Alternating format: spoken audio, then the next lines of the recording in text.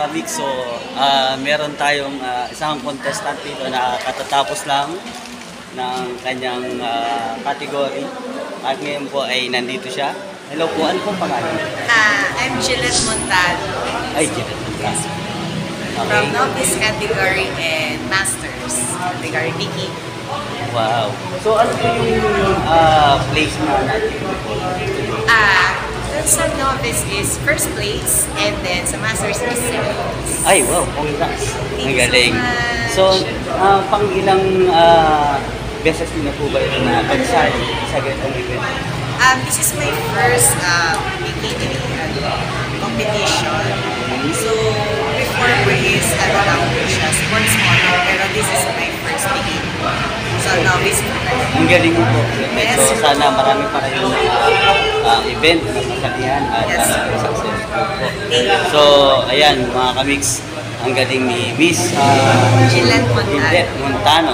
Ayan, congrats po kay ma'am. At Yes, very successful Hindi naman and talagang medyo intense. na-excite po ako doon sa sa first exposure and sobrang supportive din po ng mga athletes and yung mga organizers. Sobrang bait. ayun, totoo po Thank yan. you so much po talaga. Sobrang na-appreciate ko po yung events niya. So kung gusto nyo rin po talagang kung may plan po kayo talagang na maging lean or magkaroon ng ganitong body. So, ayan, marami kayong chance to compete or para maging healthy pa and para mas ma-motivate din kayo na ma-push kayo sa goals natin. So, ayan. Ayun, so talaga nakaka-inspire si ma'am. Napakagaling, napakahusay. Congrats po ulit. Salamat po ng maraming. Salamat. Thank you po. God bless po.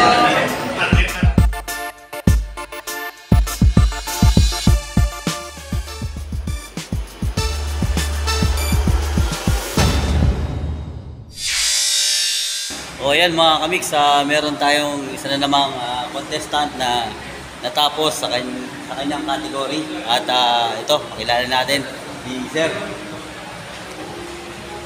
Hello Sir. Roger Parnaya. Magandang araw sa iyo. Ano pong pangalan nila? Roger Parnaya. Roger. Parnaya.